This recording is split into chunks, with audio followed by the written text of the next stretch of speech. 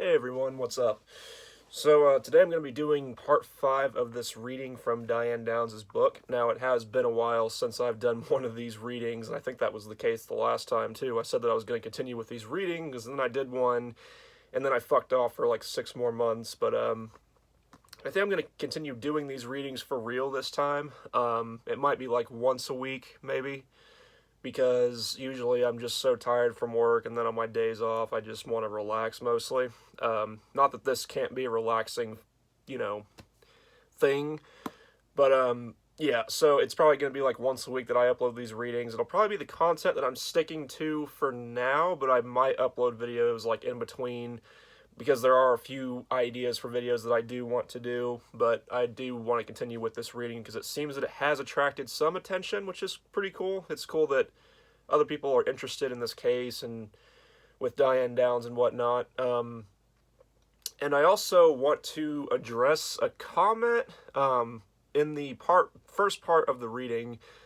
Someone basically has taken me to task about the sentencing. I think I may have said at one point that Diane was sentenced to for a first-degree murder. I guess that's not correct, so I do apologize for that. However, the exact sentence that Diane received was life plus 50 years, with the possibility of parole, which she received in 2008 and in 2010. You can look up her 2010 parole hearing. It's on YouTube. And she is expected to get another parole hearing in 2021, this year, actually. She was supposed to get one last year, but, you know, obviously COVID and whatnot, so that didn't happen. I don't expect her to be released, but who knows, crazier things have happened. I would hope that she doesn't.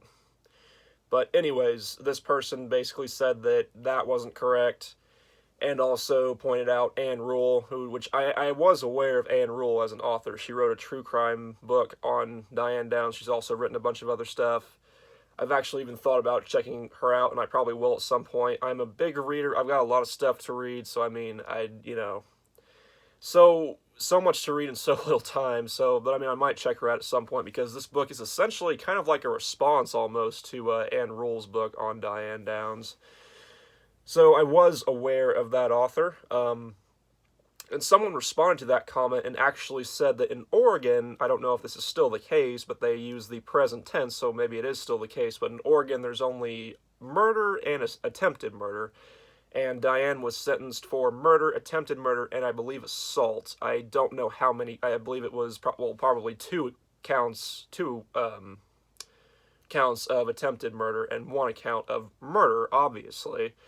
And then the assault, I don't know how many counts there were. I think it's also 2 accounts, because, you know.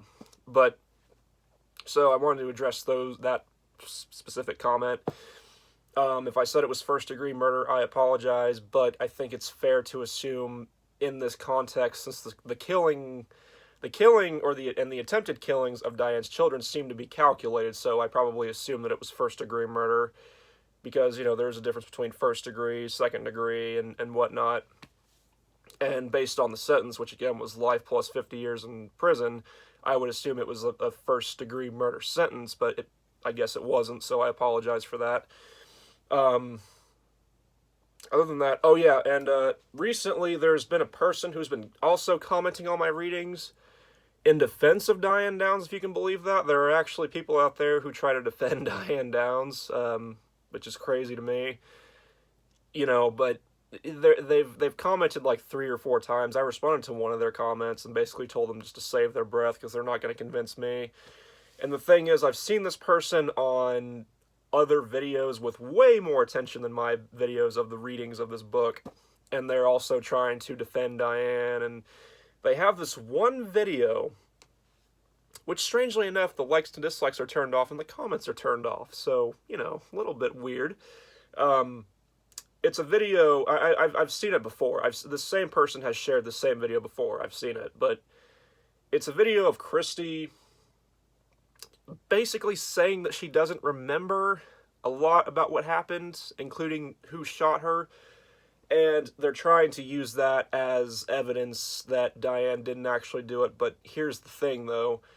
Christy was like, I think 8, 9 years old when that happened, so it's entirely there's many explanations as to why she doesn't remember. It doesn't necessarily mean that Diane didn't do it. I don't think that's the case. Because it was such a traumatic event, obviously, she may have consciously, because people can do that. They can, if something is traumatic enough, they can actually consciously or even unconsciously block it out to where they actually don't remember what happened. So that could be the case. It could be a variety of other things. But this person shared the video in, I think, multiple times in like a few of my readings, and has been trying to say a bunch of stuff about why Diane is innocent. Claim that Diane saw something at some get-together with law enforcement or something. It's a bunch of weird stuff, almost conspiracy theorist stuff. So if you see those comments, just don't take the person too seriously. I just ignore them.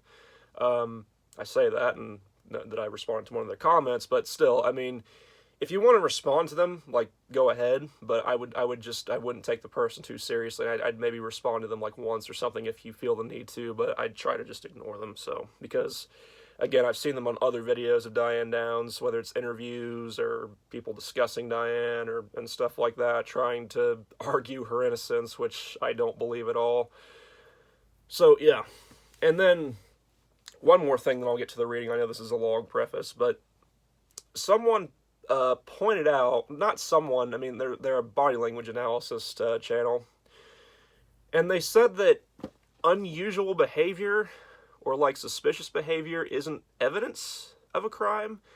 And I mean, that is technically true. Like, you know, someone acting, aloof or weirdly or unusually and when they're suspected of a crime, if they've been accused of murdering someone, and they're not acting like you'd expect them to act, because people react differently to different things. I mean, I understand that. That does make sense, and that is technically true. But in this case, you know, when Diane is accused and was convicted, let's be clear, of murdering one of her children and attempting to murder the other two, Diane's, behavior is certainly very, very unusual, and disturbing, quite frankly. It's not what you'd expect a parent of any kind. It's not how you expect any parent to react when talking about the fact that one of their children was murdered and the other two were, almost murdered, one of them being paralyzed. No parent, I don't think, no parent worth anything and with, proper equipment, upstairs would take not just one interview but multiple interviews eagerly and be all bubbly and smiling and even laughing at one point, because there was an interview Diane did where she was talking about in vivid detail about how, I believe it was Christy, about how there was blood coming out of Christy's mouth, and she grinned when she mentioned it. She grinned, I don't know if it was duping delight or what, but it's disturbing. I mean, I don't know how, again, and yes, it may not be evidence, but it certainly is an indicator. Like, it certainly is a huge indicator, of, if not committing the crime, having something to do with it. So, again, yes, I mean, unusual behavior is not evidence, but it certainly is an indicator, in my opinion. So that's it. I'll get to the reading. And again, I'm sorry this was a long preface, but I just wanted to get that all out of the way with. So, anyways. Alright, this section is Christy. Alright, Christy had to go for an angiogram, and again, I wasn't allowed to be with her. Christy was scared and crying when she was wheeled into the x-ray room, and kept trying to tear the oxygen tubes from her nose. The clips holding the tube were too long, and Christy kept locking tear-filled eyes with me and pleading with me to stop the pain. Each time Christy pulled on the tubes, the nurse shoved them back into her nose. Christy cried out in pain each time, and after watching Christy be put through this 3 times, I reached out and removed the tubes myself. I pointed out that the prongs, which insert into the nostrils, were too long because the device was made for an adult, and Christy's nose was still very sore from the tube she had running from her nose to her lungs. Christy nodded her head in agreement, and the nurse clipped the prongs to a shorter length. The tube was reinserted, and Christy was finally relaxed. The following morning, Christy sat in a chair for the first time since the shootings. It was only for 20 minutes, and her knees were weak, but to me it was clear, convincing proof, that Christy was getting better. In her patient care record, Christy's nurse noted that she was in better spirits, quote, smiling more today, but appears tired. I was at Sacred Heart visiting Danny when a call came for me from Mackenzie William. Suddenly, Dr. Wilhite wanted to operate on Christy to remove the bullet she still carried. Previously, he'd said the bullet was lodged in the spongy tissue of Christy's lung where it would remain. Now he was saying it had to be removed, and he wanted my immediate permission over the phone to proceed with the surgery. I refused to consent over the phone without understanding what was involved, so I rushed back to Christy's hospital. After Dr. Wilhite explained what he was going to do, and that the bullet wasn't in the lung as he had previously said, I gave my permission, and Dr. Wilhite told Christy that she was going to have an operation. Christy was frustrated because she had questions but couldn't say more than, "Why?" "You were shot, Christy. Someone shot you, and I have to remove a bullet from your shoulder," Dr. Wilhite told her. It was the first time that anyone had told Christy in plain language what had happened to her. The surgery was routine, and Dr. Wilhite wrote in his report that the bullet was removed for comfort and evidence. Dr. Wilhite provided the comfort, and Dick Tracy was there to collect the evidence. So Dick Tracy, if you guys don't remember, was a nickname that she gave one of the detectives, because of course.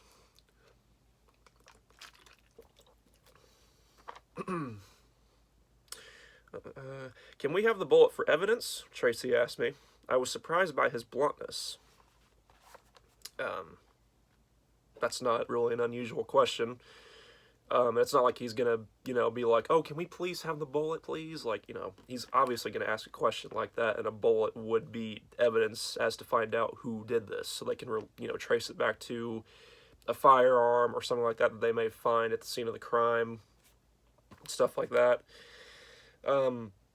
They've been violating our bodies this much, I said sarcastically. What's one more time? Tracy pocketed the bullet. I was scheduled to have my arm x-rayed, but first I returned to see Christy. The police officer wanted to photograph Christy's wounds again. I tried to stop them, but they took the pictures of Christy anyway. Why would you try to... I don't know much about that kind of thing, but I would guess that's part of procedure. Let's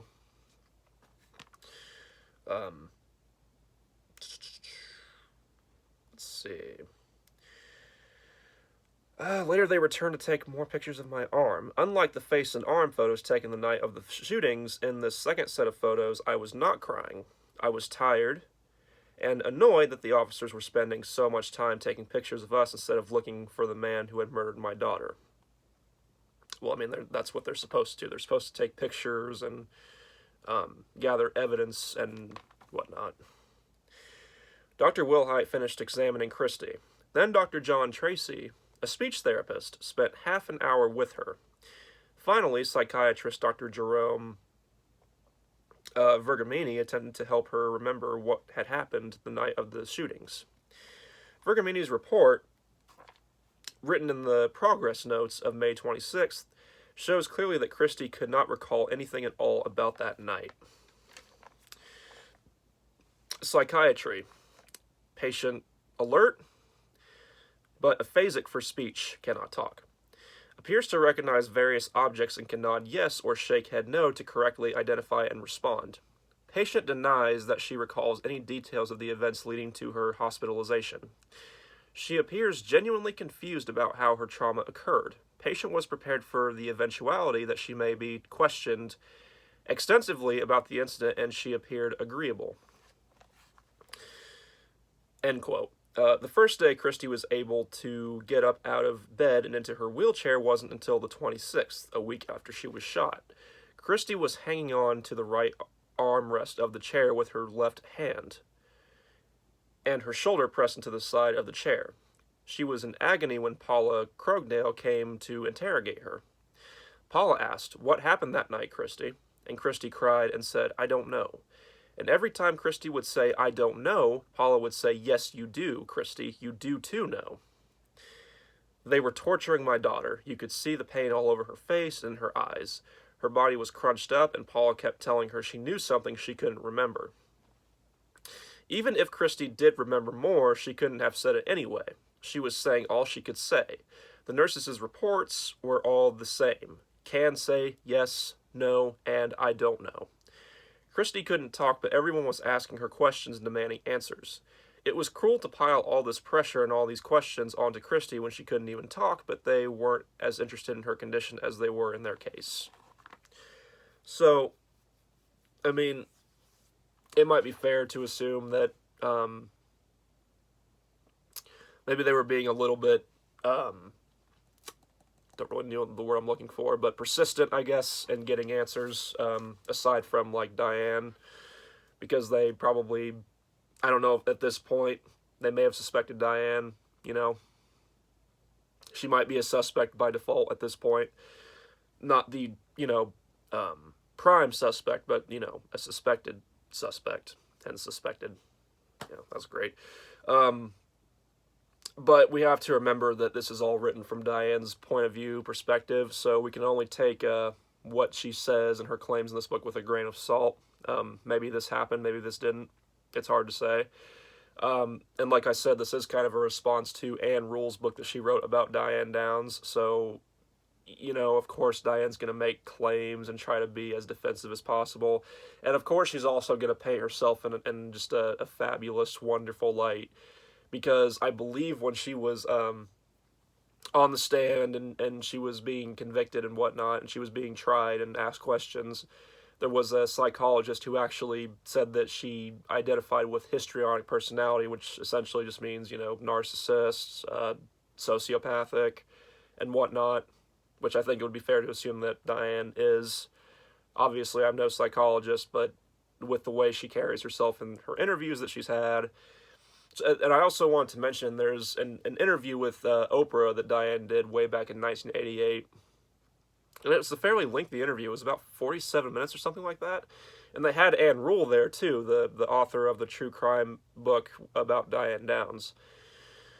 And to me, that interview didn't do Diane any favors. I think it only made her look worse. And I think it also showed off her very, very towering narcissism, because I think it was plain to see that she was enjoying the interview, and she was enjoying the attention she was getting because, again, she is, a narcissist.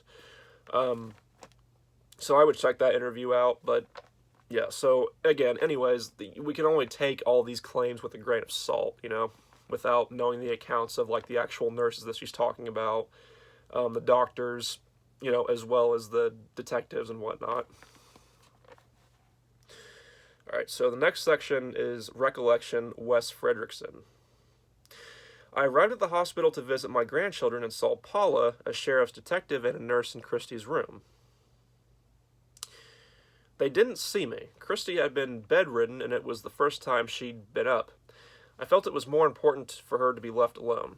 But Paula was interrogating her something fierce, and it was an interrogation. There's no question about that. It was over and over, repeatedly. Paula kept demanding, "Tell me what happened that night, Christy." And each time Christy would say, "I don't know," or "I can't remember," and Paula would snap, "You do too remember, Christy. You do remember," implying that my granddaughter was purposely trying to lie to her. Wes Fredrickson. So I'm guessing this is Diane's father. I'm guessing. Implying that it was clear that Christy didn't know what had happened to her, but Paula was relentless. She wanted an answer, and she was determined to get it. And again, just repeating what I said, we can only take these accounts with a grain of salt, because who knows, maybe Diane, told her father to write it in this manner.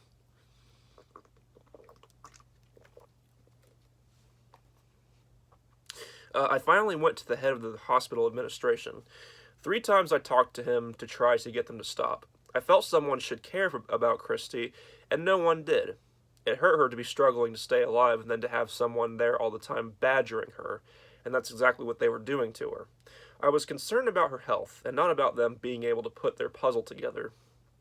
There was plenty of time for that later. The nurses that were supposed to be taking care of Christy turned into guards for the police. They allowed Paula and the police to interrogate Christy brutally. They should have been stopping it, but instead they helped with it, and the hospital administrator wouldn't stop it. The sheriff's office had run of the hospital.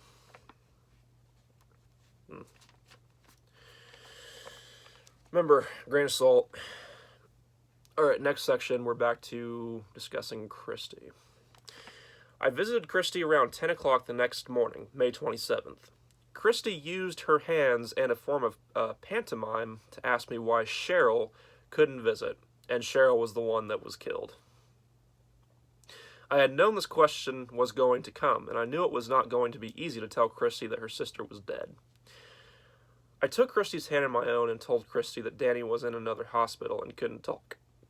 Then I gently said that Cheryl had been in a tragedy and was up in heaven with God. By the time I finished, tears were streaming down my face.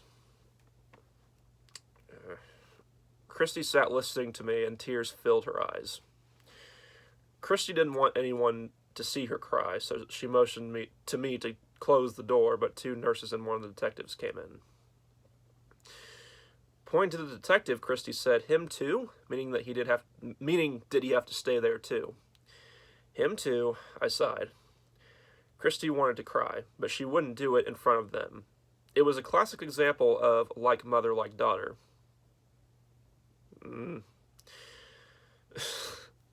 Well, I mean, as far as we know, Christy hasn't been tried and convicted of, murdering her own children. I don't think that's the case quite. I don't think that's quite the case. I leaned over to Christy and whispered that it was okay for her to cry, to be sad that Cheryl was gone. But Christy refused to shed a tear. I asked Christy if there was anything she wanted. Plus, I mean, Christy was she may have been in shock. Like, she may have just been in shock. That's why she wasn't crying, because she was trying to piece it together in her mind. So it may not have been that she just refused to cry and was being strong in front of the detectives and the nurses. She may have just been, like, in major, major shock. So, I mean, that's... I leaned over to Christy and whispered that it was okay for her, but Christy refused to shed a tear. I asked Christy if there was anything she wanted. Christy choked back the tears and asked me if she could hold the unicorn. Which, the unicorn, I believe that they're talking about the unicorn that that Diane got and had, I believe it was the names of her children engraved on the unicorn, and the date that she either was going to do the shootings or the date of the shootings, one of the two. If someone knows, please, put it in the comment section and clarify that. Christy's physical condition was critical from her gunshot wounds, the medication, chest tubes, and recent surgery. Her psychological state, which had been improving, had deteriorated since she learned of her sister's death and Danny's paralysis. Dick Tracy and Dr. Wilhite were aware of Christy's condition, but this did not prevent them from interrogating her again. Patient care record. Quote, Dr. Wilhite and Detective Tracy in and talking to patient regarding how injuries were received. Detective Tracy's report of this interrogation states, the interview was conducted after Dr. Wilhite had ascertained that Christy appeared to be in good spirits and capable of withstanding a brief questioning.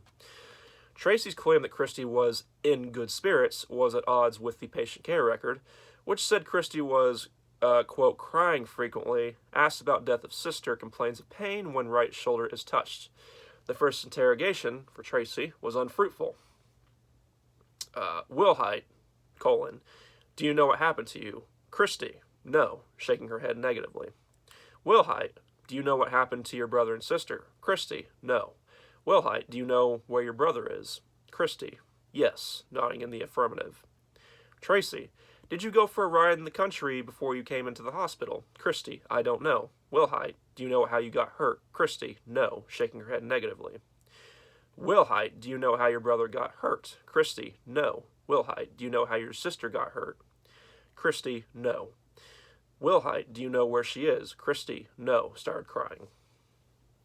It was clear from this interrogation that Christy had no memory of what had happened to her the night of May 19th. Even Tracy's attempt to plant the idea in her mind that she had been for a ride in the country did not elicit any memory from Christy. After this latest interrogation, Christy was left alone, but nurses noted she could not sleep. Awake, very tearful, up in chair. And again, maybe she didn't. It's possible that she didn't remember, and I think she probably didn't. And it actually does show this in the movie as well that was made based on this case, that she can't remember because it was also, again, a very traumatic incident, in her life. And right after it happens to her, right after she's been, shot and was in critical condition, maybe she blocked it out, or maybe she just genuinely doesn't remember because it all happened so fast. Another possibility could be that she was so upset and not saying anything because she was scared of her mother. Because I think there was an account where when Diane was still hooked up to the machine, and when did I say Diane? When Christy was hooked up to the machine, Diane would walk into the room and Christy's heart rate would start going up, when Diane entered the room. So, possibility. I'm not saying that's what it is, but it's a possibility. Let's see. Alright. The nurses noted that Christy was showing signs of improvement physically and mentally. But Tracy or Krogdale or Hughie would show up and interrogate her, and after each interrogation, Christy would begin to withdraw, becoming teary and uncooperative. 3 hours after Christy's interrogation by Tracy and Wilhite, Paula came to Christy's room. Christy was in the wheelchair, but so weak she couldn't sit up on her own. Her chest tubes had been removed just hours earlier. She was paralyzed on her right side, her hand was in a cast, and she still had an IV in her shoulder. And Christy did have a stroke also when this happened.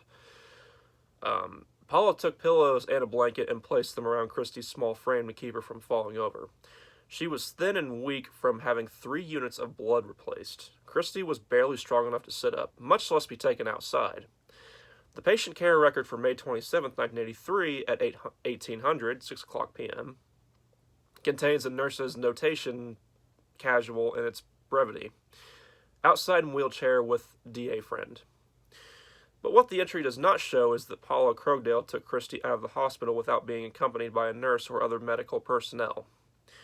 Christy was still in the intensive care unit in critical condition. It was evening when Paula took Christy outside into the cool night air. In an emergency, when seconds might have meant the difference between life and death, Paula could have done nothing more than run back into the hospital, leaving Christy outside by herself, or push Christy's wheelchair back into the hospital at breakneck speed. There was no sound reason for Christy to be taken outside, and considering her medical condition, there was every reason to not to. She had just had lung surgery and was at risk for infection, and if pneumonia or a chest cold set in, it could be life-threatening. Paula wanted to question Christy, and this was the easiest way to get her alone. It was also the most dangerous for Christy. Their nurse, they would be questioning her without Diane being there, so that way Christy wouldn't be afraid of saying anything, Possibly. The nurse's report notes that Christy returned to bed at 7. During that time, Paula had Christy in the night air, questioning her, confident that she wouldn't be interrupted by me, the doctors, or the nurses, or intimidated by you.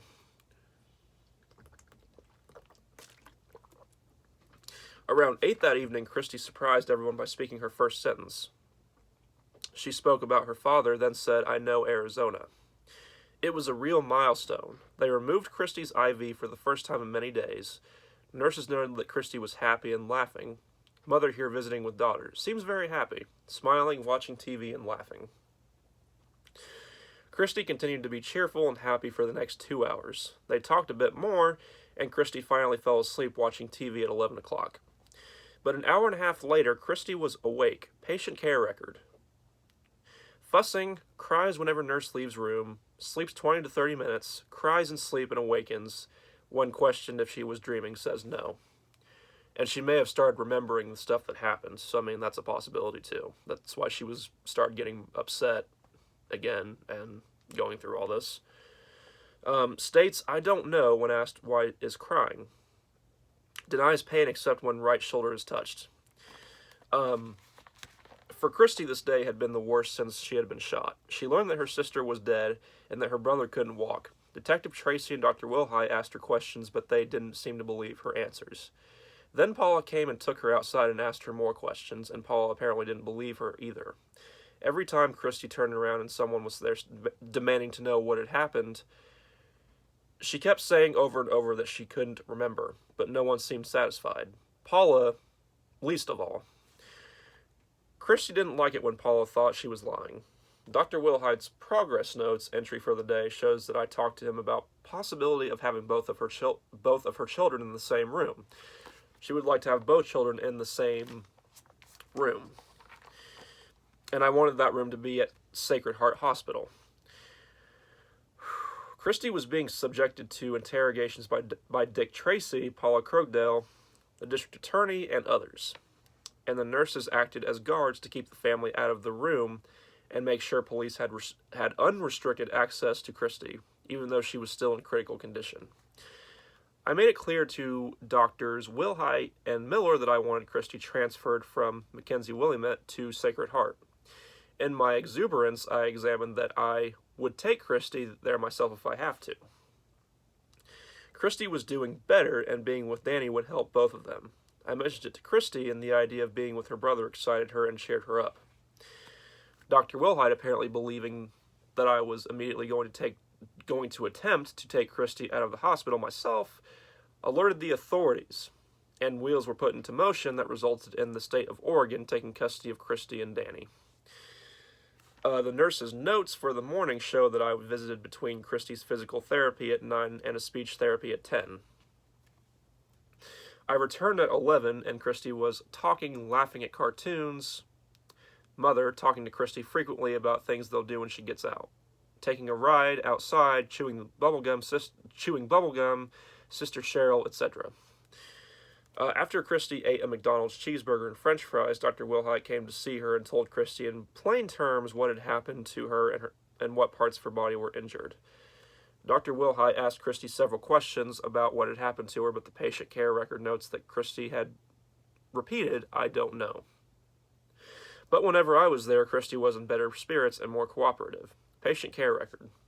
Quote, "Mother here, Christy indicated she was tired but wanted to see her mother."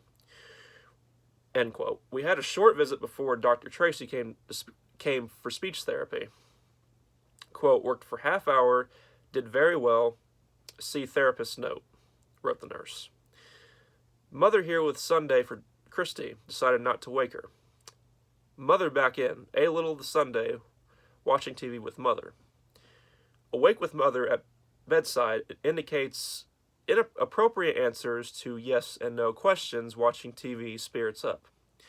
Mom here laughing and conversing with yes and no. Each time I visited with Christy, the nurses noted that Christy was cheerful and willing to work with the therapists. My constant visits with Christy led to a marked improvement in her speech therapy." Dr. Tracy.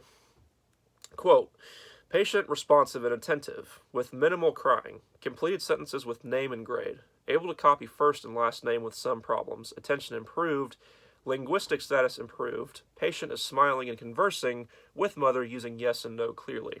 End quote. For 12 days, Christy had lain in the hospital after visits from me. The nurses noted that she was cheerful and happy and laughing. And the notes also showed that when I left, Christy cried for me. Patient care record, May 31st, 10 o'clock p.m. Quote, "Mother here for a short visit. Christy sleepy, very whiny and upset when mother gone." End quote. Christy's condition was improving fast, physically and mentally. But the interrogations continued, even though time after time Christy said, "I don't know," or "I can't remember." Although it was a great relief to see Christy getting better, my diary entries show how I was becoming worn down running back and forth between the two hospitals, trying to keep an eye on both Danny and Christy, and to be there for them even though I was still grieving for Cheryl. And as if there weren't enough to go through, I had the police to deal with too. Notes from my diary. So we're going to get into her diary now. Quote, remove bullet from Chris's shoulder. Cops took pictures of Christy's wound and my arm again. Went to see Danny. Paula was there by his bed, so I politely asked her to leave. She did. Later, Paula called Steve and he left to take a shower. Guard rated the situation a 1, ? Steve and I talked briefly about a .22 handgun he says I had. Tracy asked if I would take a lie detector. I said yes. Tracy told me that lie detector test was set up for June the 1st, 1983. He says I need to take tests to prove innocence. I'm exhausted. I spend all my time traveling between MW and SH, crying and talking to cops. I'm beat. Well, 1, I doubt that she was crying. My personal opinion.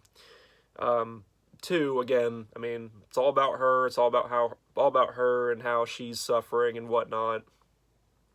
And when the only people who are really suffering are her children. I spend a lot of time crying over Chris and Cher and Dan. Tracy says I'm acting. God, I think he's crazy. Christy asked about Cheryl. I told her that Dan was at SH and Cher was in heaven.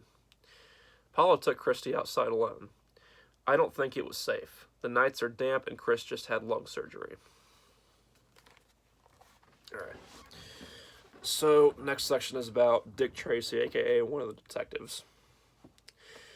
I was surprised but unafraid when Dick Tracy asked me if I was willing to take a lie detector test.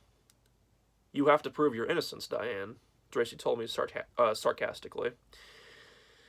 Without hesitation, I agreed to the polygraph. I had nothing to hide and believed that as soon as they cleared me, they would start looking for the man who had shot us. Tracy said he would arrange for the polygraph as soon as he returned from a weekend off. But Tracy didn't intend to take the weekend off. It was an attempt on his part to make me think he was relaxed enough about the case to take time off. Tracy intended to prove I had shot my children and he wasn't going to take an hour off, much less a weekend. He was headed to Chandler, Arizona, in search of evidence and witnesses to help him prove that I murdered my daughter. Tracy knew that my boyfriend Bert had already told detectives Doug Welch and Paul Alton that the minute he heard about the shootings, he knew I had done it. And that's very telling. That's really, really telling. Because, yeah, the whether his name is Bert, I also, in the Oprah interview, she said his name was Nick. Because Anne Rule changed the names of the actual people that she was talking about in her book. Maybe it was Anne Rule named Bert Nick in the book, and Diane was saying that it was Nick who she was referring to, but it wasn't his actual name, so I really don't know. I assume that the actual person's name is Bert, since she wrote it as Bert, but yeah, I mean, it's very telling that when they went and questioned Bert, that he would immediately be like, yeah, I know that she did it. Like, there's no doubt within me that she did it. Like, very, very telling right there. We knew where we were headed, Tracy later said in a newspaper interview. The investigation pointed to her from the first. How long do you play her bushy-headed stranger game? Yeah, I mean, because Diane's story is that she was stopped by a bushy-haired stranger, or that at least she stopped for a bushy-haired stranger on the side of the road. Which, I mean, you know, the very premise of that doesn't make sense, because why? Especially when you have your kids with you in, like, the middle of the night, why would you stop for a stranger on the side of the road in a fairly isolated area? Like, it doesn't make any sense. And the thing is, details about that story have changed. If you look at the many interviews that she's given, and you look at her 2010 parole hearing, which again is on YouTube, you can find it. She puts in a detail about that she was dating a guy at the time, not Bert, but a different guy who was working for the FBI, and that she was driving to meet him to either give or receive some pictures. I don't know what for, but she said in her 2010 parole hearing that was the case. But back when she gave her original story, that there was nothing like that in her story. It was just that they were out sightseeing. and also that they had gone to a friend of hers because she had an ad for her friend to be able to get a horse because her friend wanted a horse, but then her friend already had a horse. Uh, there's conflicting details and details that she has put in or has just taken away altogether when it comes to her story. So that's another reason why I believe that Diane is completely guilty, because she can't keep her original story straight. But, you know. Early next morning, I returned to Christy's hospital after seeing Danny.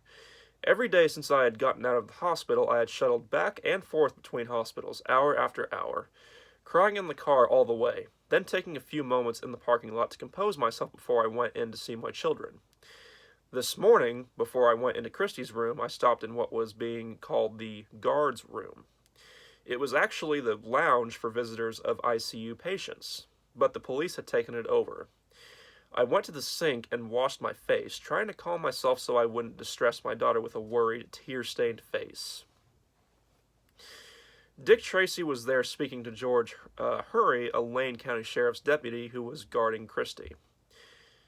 "Gee, Diane, you look terrible," said Tracy. "What's wrong? You look like you're upset." "What's wrong? What's wrong?" I completely lost control of myself and began screaming, swearing at Tracy.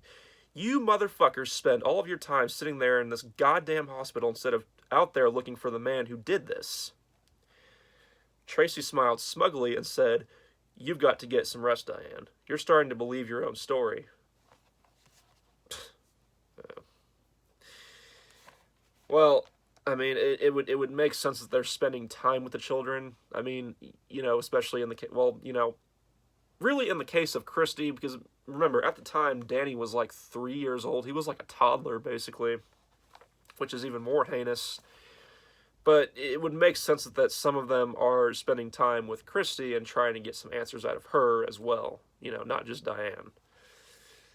Now, you can question the methods that they may have used and say that they're probably not the best or kind of inhumane. I would agree with that. But at the same time, it doesn't seem that weird to me that they would be, spending time with Christy and trying to get some stuff, from her, see if she remembers anything. The shock of what Tracy was saying to me was like a slap in the face. I wiped my tears away and washed my face again before calmly leaving to go to see Christy. Patient care record. Mom here laughing and conversing with yes, no, occasional words with Mom. After the visit, Tracy pulled me aside and ceremoniously handed me his business card. "We still want you to take a polygraph, and we also want you to testify in front of the grand jury." "What's the grand jury?" "Well, it's a group of people who want to help find out who did this." It wasn't a very clear explanation, but I thought that if it would help, I would agree.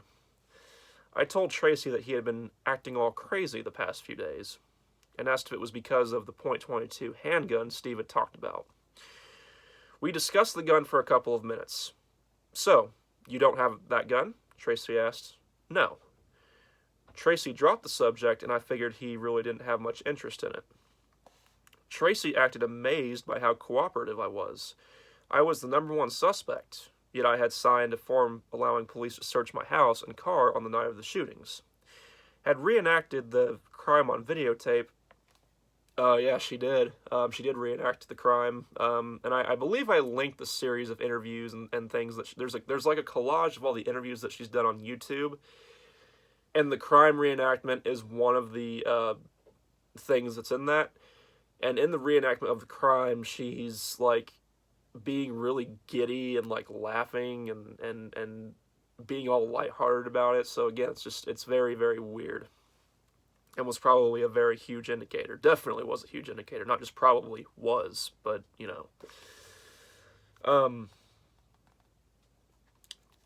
Given police my clothes, submitted to gunshot residue and trace metal tests on my hands. Let them photograph my wounds, photograph my children, and take possession of the bullet that had been removed from Christy. And now I was consenting to a lie detector test and to appear before the grand jury. And throughout all of this, no one had ever informed me of my rights, or suggested that I might want to consider getting an attorney. My father didn't know the law, but common sense told him that I needed a lawyer, that I should not be cooperating with police who refused to believe a word I said about the man who had shot us, but were singularly intent on gathering enough evidence to arrest me for murder. The night of the shootings, my father recalled, when he saw how slightly I was wounded, he told Sergeant Rutherford he thought I did it. But after months of talking about it with me and with dealing with the police, my father believed in my innocence. I don't really have many thoughts on that. I would say that her father probably, because the thing is, in the movie that was done on this, and by Diane's account, her father was abusive. I believe Diane even accused her father of child molestation at one point. I don't know if that was a lie by her, or if that was the truth, or if she said that and then took it back. I really don't know, but she did accuse her father of being essentially abusive in every sense. So I really don't know if Diane just talked to him a bunch and maybe manipulated him and convinced him that she didn't do it. But it would make total sense to suggest that because Diane only came away with all of that with a minor arm wound, and that her children, one of them being dead and the other two being in critical condition, it would make total sense to say that that's a bit weird, really weird, very, very fishy, because I'll get into that after I finish this section. I'll just give my thoughts more on that after I finish this section right here. I truly believed I couldn't be arrested for something I did not do. I felt I had nothing to worry about. In my innocence and naivety about the law, I honestly thought that the police were there to help me, even though I saw them take deliberate steps to make me sad, make me cry, make me angry, maybe make me lose control. I realized that it's quite difficult to prove a person didn't do something, but they had access to me, which means that if they suspected me of wrongdoing, they could get their proof. Knowing myself that I was innocent put me at ease. I did not fear arrest because I had done nothing wrong. My biggest concern was fighting the state to get my kids home. The juvenile courts and criminal courts stand worlds apart.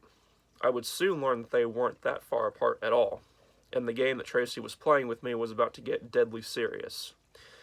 The state was about to take my children, though I didn't know it yet, and Christy's interrogations were going to continue and intensify with no further interference from me or my parents. Right. And then the next section is Jim Jagger, which I believe was her attorney. So I'll save that for the next reading. I think I'll stop there. But anyways, what I was saying was, in my opinion at least, it's weird that the parent would come away with a minor wound and the children would be the ones that were in critical condition. And, I mean, in the case of one of them, end up dying. I would think that in a situation like that, the one who would be gravely wounded or even dead would be the parent, because the parent in that situation would be trying to do everything they could to protect their kids. It seems strange to me that Diane would let a complete stranger who she knows nothing about whatsoever, it seems strange to me that she would let him get even near her children, because I don't think that's something that you would do as a parent, to let your kids spend, time or even be around someone, a complete stranger that you don't even know nothing about. But, I think that Diane, shot herself in the arm to make it seem like she was in the struggle. But it would also make more sense to me if the person killed the parent first, which again also would go into the parent doing everything they could to defend their children, because the adult would pose the biggest threat to this person. And then afterwards, after they've taken care of the parent, they would take care of the children, or just take the car and then take care of the children later on. That would make more sense to me. It doesn't really make sense that the stranger would just lean in the car, shoot each one of the kids, and then not take care of the parent after all that. It doesn't make sense whatsoever. Diane's original story, none of it makes sense at all. Like, none of it makes sense. She claims that it's true. Like, she maintains to this day that she is innocent and that her story is legit, and claims that it actually happened. She seems to be aware that it's not a very believable story, and has maintained several times that she could, if she were making it up, she could come up with a really believable story. But I think that the original story was made up by her, and it wasn't very good, and she recognizes it as not being very good in hindsight, so she tries to say, oh, well, if I had done it, I could have come up with a good story. But it's... Not to mention the fact that, talking about how you could have come up with a better story, it should be the least of your concerns if you really had nothing to do with it. Like, your biggest concern should be, your children, and whatnot. But yeah, that's gonna be that's been part 5. Like I said, I'll try to do these like once a week, maybe on like Wednesdays. I don't know. I'm actually gonna be out of state next week, so the next reading might not be for a few weeks, but I'll try to do these weekly just to continue on with this reading series, because I am interested in what Diane's claims are. Like, even though I may not believe them, and I don't, just keep that in mind. I don't believe these claims, or at least many of these claims, for a second. But it is interesting to kind of get in the mind of, someone who is, a narcissist and whatnot, which is why I got this book in the first place, and why I wanted to share this with all of you, because a lot of people find it interesting as well. Anyways, that's it for this one. Let me know what you think. If you want to clarify anything, again, about that pony statue, or not the pony, the unicorn statue, then please do so. Then, I'm glad that people are enjoying it, and that it's, seemingly getting, the first reading has got over 1,000 views at this point, and I know that's not really a lot, like, in the grand scheme of things, but like, to a small creator like me, that's a lot. So I appreciate that. Anyways, that's it for this one. Peace, and you guys have a good day.